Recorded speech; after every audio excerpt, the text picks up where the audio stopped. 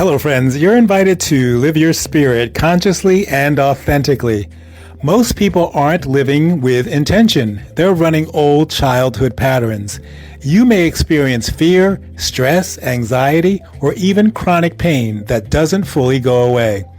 This is where emotional intelligence becomes power and freedom.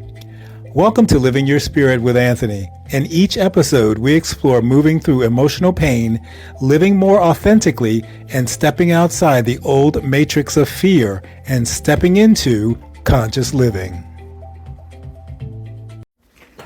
Are you dying to live? Or are you living to die? I don't think many people do that one.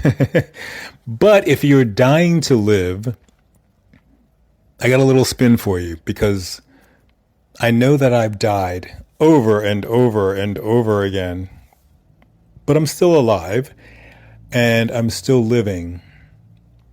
Welcome to episode 145. This is a longer version. This is Living Your Spirit, and I'm Anthony. So living to die. Sounds a little crazy, right? And what I've discovered over the last, I would say 5 years, is listening to people say, you gotta die, and the old self, and kill. And initially I thought, what the hell are these people talking about? Like, that's ludicrous. You have to die. What do you mean? If I have to die, how am I living? And now I get it. It's not that you actually die. It's that parts of you die. The parts that you don't want, the parts that don't serve you, the parts that don't make you happy, satisfied, fulfilled, die. And as those parts die, you have the parts that help you feel like you're more alive. You're more satisfied, you're more fulfilled. And when those parts die and the new parts come alive, you start to feel balance and harmony. You don't get upset. You're not as anxious. You don't worry. You don't doubt. And you don't fear. And I can say after, let's say 10 years, 8 years of practicing all of these things, Dr. John Demartini, Greg Braden, Peter Crone, Dr. Joe Dispenza, Rupert Spira, and the list goes on and on and on.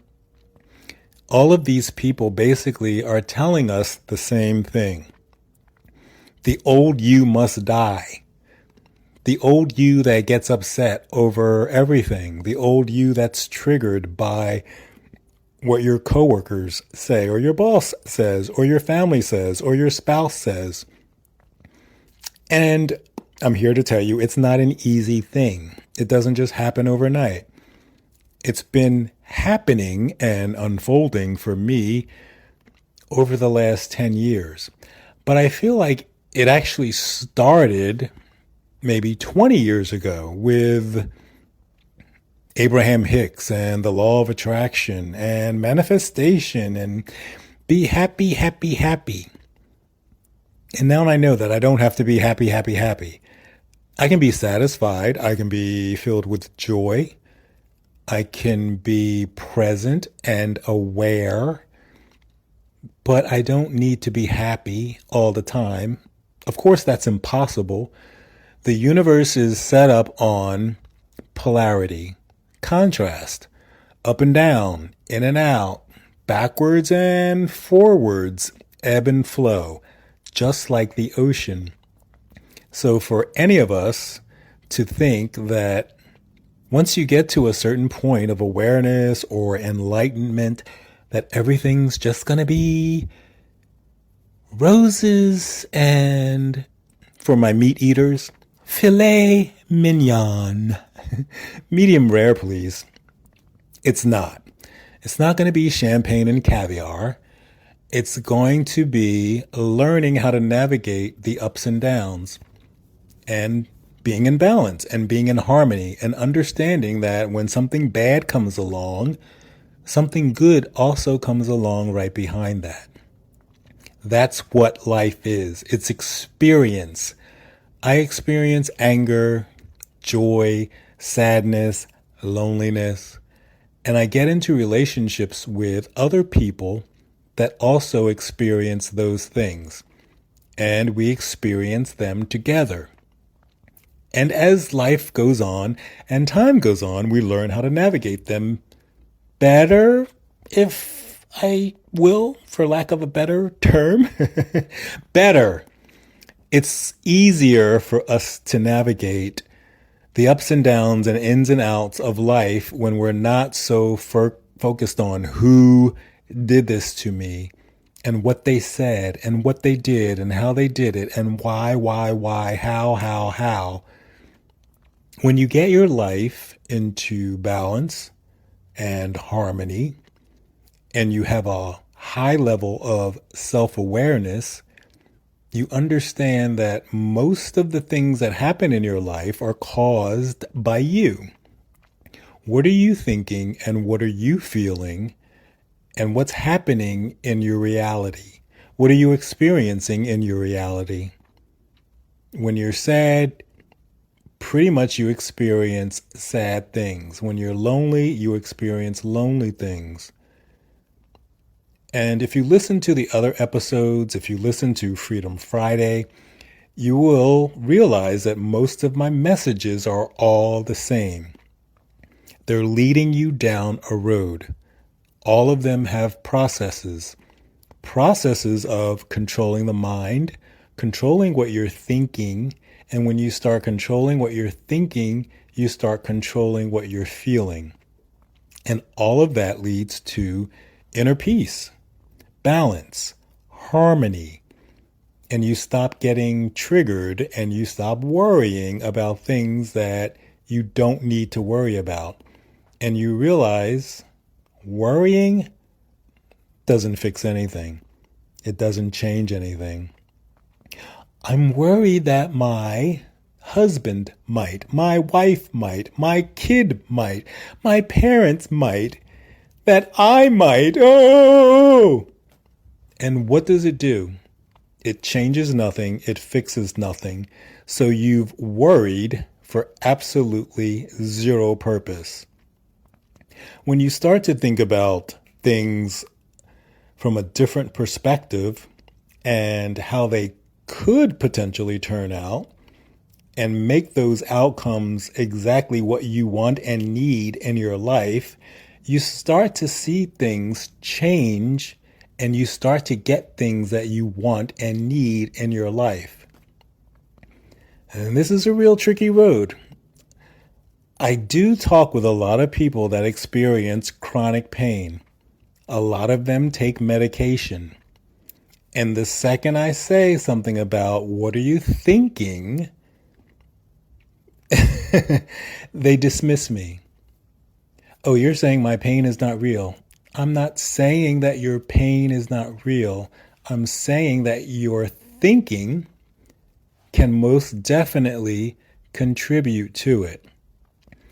And there are plenty of people out there that believe this as well. There are plenty of studies out there. So go out to your favorite AI, go out to Google, ask the questions, look for the studies, look for the literature on chronic pain, physical pain, emotions, thinking, and how all of that affects our physical well-being. And I understand because it took me a while to get here as well. So anyone that's in physical pain and doesn't believe that what they're thinking causes what they're feeling, hey, I get it. I was also in that position, but now I know different.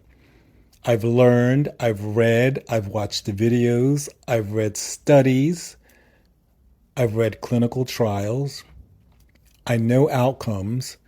You can actually go to the government website and you will see, at least I'm talking to my people in America, you will see that there is evidence backing this theory. Anyway, moving on. You have to die in order to live. So parts of you must die. The parts of you that get angry, the parts of you that are impatient, the parts of you that misunderstand what people think and say and feel. And the way to do that is to kind of go within yourself and sit with yourself and spend time with yourself instead of gathering information, instead of scrolling, instead of watching TV. I love that you listen to podcasts because that's really important, especially this particular one. But take a moment to sit back and think, what am I feeling? What am I thinking? How is my life going? And when you start to get into alignment and you start to have awareness of how what you're thinking and feeling affects your life, then you start to make little adjustments here and there. And over time, you actually get to see, oh, wow, reality is really based on what I'm thinking and feeling. So when we say you have to die to live, we mean the parts of you that are not serving you and are not giving you the things that you want in your life have to die.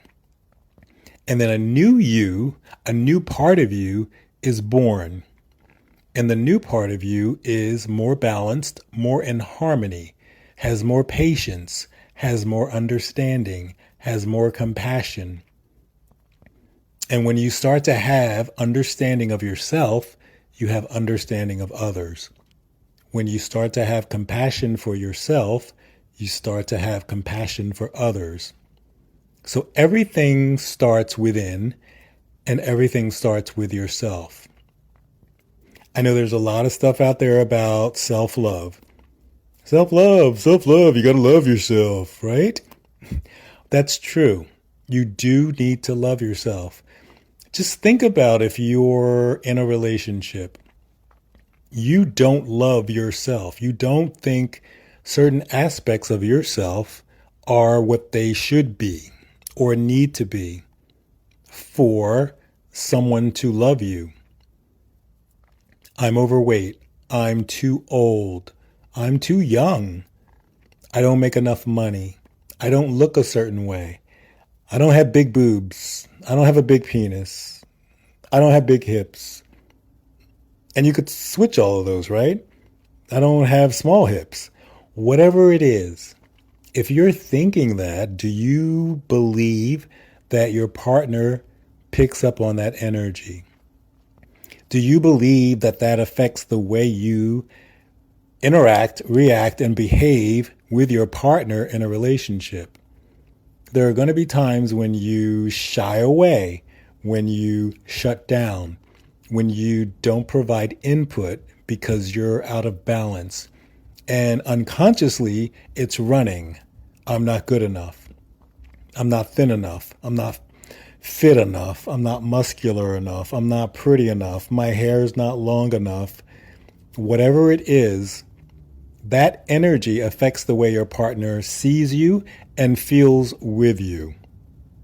So when we say the old you needs to die in order to live, we mean that part of you that doesn't think it's good enough needs to have the realization that you are good enough and that you are worthy and that you are loved and that you are supported. But that starts with you. Everything starts with you. How do you feel about yourself? How do I feel about myself? Do I feel confident? Do I feel that I love myself? Do I feel that I'm supported? Do I worry? Do I doubt? Do I fear? And I can pretty much say, if I had to put a percentage on it, I would say that at this point today, I'm probably at about 85%. I don't worry. I don't doubt. I don't fear. I know that when I worry, doubt, and fear, that affects my reality, that affects my outcome. So I expect the best. I expect what I want. I expect what I need. I expect the things that make me happy. And when I expect that, and I think about that, and those are my outcomes, the more I realize, oh, when I change, things outside me change. So that means everything starts within. I am the cause. No one wants to believe it. And I talk about it all the time here on Living Your Spirit, because living your spirit means you understand and you realize that you are the cause. Everyone wants to look outside themselves. What did my parents do? What did my spouse do? What did my boss do? What did President whoever do? What are the politicians doing? What did my state legislature pass? None of that is affecting you unless you allow it to. What you're thinking and feeling about all of those situations is exactly what you're getting. If you're thinking horrible outcomes, you're probably experiencing horrible outcomes. Oh, this person got elected for president. Everything's going to shit. And what happens? What happens in your reality? You probably see programs that you need or want disappearing. Funding that you need and want disappearing. Meanwhile, on the other side of town, or maybe even your neighbor is thinking, either this is great, this president is going to give me everything that I want or need, or it doesn't matter who the president is, I still get everything I want and need. They're literally experiencing something different. They're seeing programs that are in their favor. They're seeing funding that is in their favor. And I think we're getting to the point in life, in reality, in collective consciousness, where more and more people are starting to believe this and see this because they're testing it. They're trying it out. When you start to listen to the same thing over and over again, it starts to get into your brain. You start to believe it. You start to practice it, and you start to see changes. So, for example, when you go on YouTube, when you watch certain things, more things that are similar come up. So when you watch Peter Crone, or you watch Greg Braden, or you watch Dr. Stephen Young, more and more of his videos or their videos will come up. And the more you watch, the more you learn, the more you have experiences, the more you start to understand, hey, wait, maybe there is something to this thing that many people are talking about, or that I heard about on this podcast. And that's how we change the collective. More and more people getting on board and understanding that they are in control and in charge of their reality. So my question for you is, how much are you studying? How many other people are you following? Are you watching Greg Braden? Or are you watching Peter Crone or Dr. Stephen Young or Dr. Joe Dispenza? Even Abraham Hicks, which is someone that I listened to many years ago as a starting point. I feel like we all start with certain people. They get us to a point where we're kind of getting our foot in the door of how we can live the life that we really want. And then as we learn and grow and expand, we get to teachers or gurus that actually break it all down and make it really simple. I don't have to be happy all the time. Abraham Hicks is a big proponent of that. And I believed that years ago. Now I see and I understand, all of that learning led me to the place that I'm at today, an understanding, a seeing, a sensing, and a feeling. I don't need to be happy. I can think and feel certain ways to have outcomes unfold the way I want, but I certainly don't need to be happy. I can be angry, I can be sad, I can be lonely, and I can still set expectations from perspectives that will give me what I want and need in life. So pick your favorite guru or teacher that you resonate with and start studying every day.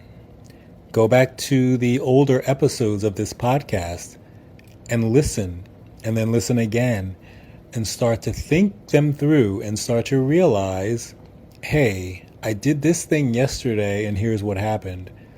I did this thing early this morning and here's what happened. There's a previous episode where I talk about the alarm going off late, or you don't hear the alarm and you get up late and you're pissed off. And that sets off a chain of reactions. So now maybe the shower is cold. Maybe the coffee maker doesn't work. Maybe the car doesn't start. Maybe all the lights are red. Thinking. Angry. Doom scrolling. Worrying. And at the end of the day, where does it get you? It doesn't get you anywhere that you really want to be.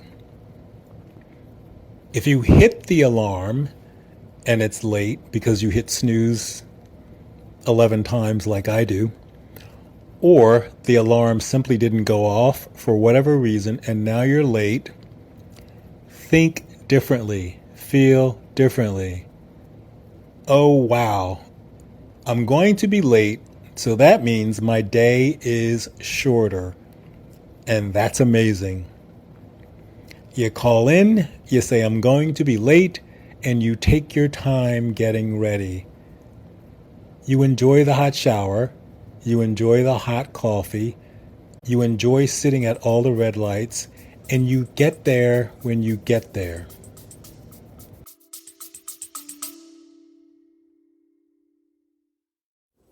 Hello, friends. If you would like to live your spirit with instant emotional clarity, visit CoachAJ.com and fill out the form that pops up for the 5-day transformation.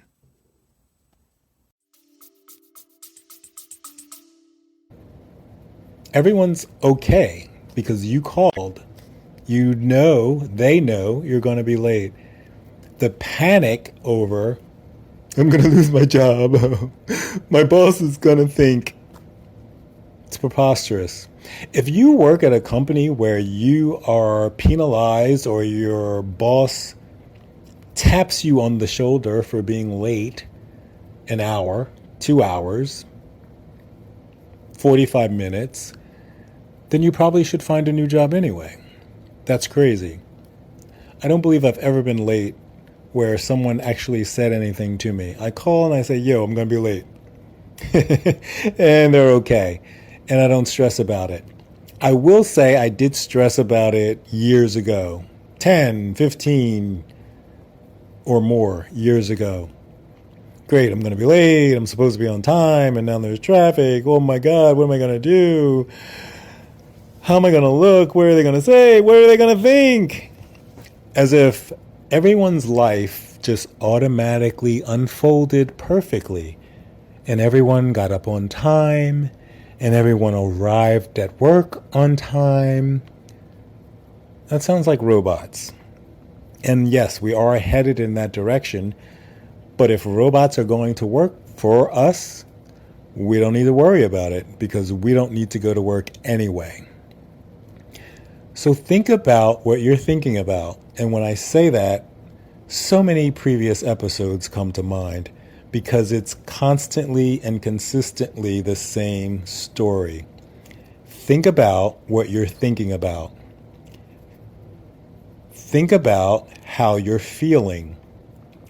and think about how what you're thinking about affects how you feel. That's part of dying to live.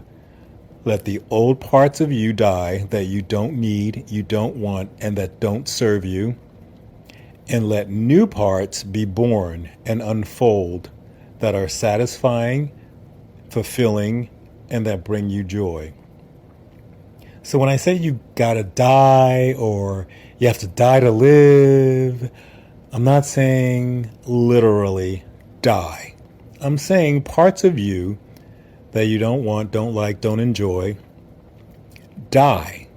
You embrace them, you accept them. You say, oh, I know I get angry when blah, blah. Oh, I know I get sad when blah, blah.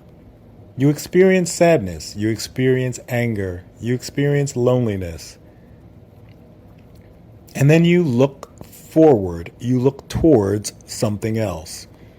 It could be a few minutes later, it could be an hour later, it could be a day later.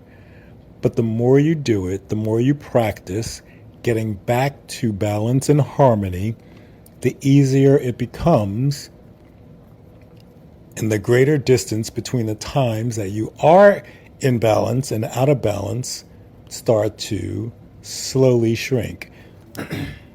So you're happier more of the time, you're satisfied more of the time, you're grateful, and you're in harmony more of the time. So what can you do today? I would say, for the people that are not used to getting out a pen and paper, write down what you're thinking right now. What are you thinking about your future, your career, your dating or your relationship or your marriage or your children or your job or your finances? What are you thinking? And when you think about something, let's say that you would deem negative, how does that make you feel? Oh, I don't have enough money to pay the mortgage. And then you're thinking about that. How does that make you feel? And then simply change it to something different. I'm pretty sure I'll be okay paying the mortgage this month. And then notice what you feel. Do you feel anything different? Does your body feel different? Do you feel any relief? The fact that we feel negative emotions, we feel anxiety or stress, it's because we're thinking things that aren't true. We're thinking things that we don't want to think. No one wants to think that their children are not going to grow up and be happy and thriving. No one wants to think that they don't have enough money to pay their mortgage or their car payment or for their kids' college bill or for the summer vacation for their family or to buy groceries or to pay for the electric or to put gas in the car or to charge the car. So when you think those things and you feel what we would consider bad or down or sad, that's your indicator. You're thinking something that's a lie, that's untrue, that's wrong. And when you start thinking about things in a more transparent, more clear, more joyful manner, you start to feel better. And that's because the universe is set up to give you the things that you want. The universe is not set up to give you the things that you don't want. But if you focus on what you don't want, then you continue to get what you don't want. It's pretty simple. In fact, it's really simple. It's basic. You could say 1 and 1 equals 2. You can also say 1 and 1 equals 1. But are you happy about it? Do you understand it? Are you open to ideas? Are you open to what other people are thinking and feeling and knowing that it doesn't affect you? It doesn't change you. My mom got really, let's say, I don't think it was upset, but We just had two people climb to the top of the Empire State Building and proclaim their love for one another. Literally got down on his knee and proposed to this woman. And I'm thinking, this is amazing. This is great. They risked their lives to prove a point. And of course, my mom thinks they're crazy. The world's going to shit. What's wrong with people? People are crazy. And yes, my mom's what we would consider a wee bit older, but it's just an example of different perspectives. My mom is older. She thinks certain ways, and I think certain ways. The way that I'm thinking feels really good, feels happy, feels joyful, feels excited, feels like those two people did something that no one else has done. No one else would do. I certainly wouldn't do it. I'm afraid of heights. I'm afraid of open spaces. But take my mom, and she thinks people are crazy. The world's going to shit. Is that true? It is not true. But in her little world, her little bubble, she sees more and more of things like that make her upset. In my world, I see more and more of things like this that bring me joy and happiness and excitement about how humans can live, what humans can accomplish, and the daring and the excitement of doing something that no one else is going to do. And doing something that you know ultimately you're going to get in some type of trouble for. And just throwing that all out the window because you know you want to live and you want to experience. And going to jail or paying a fine isn't as important to you as the experience of living your spirit. So when you think about all these things that I've said in this episode, look at your life. You don't necessarily have to look back at your past. Look at today. Look at now. What are you thinking? What are you feeling?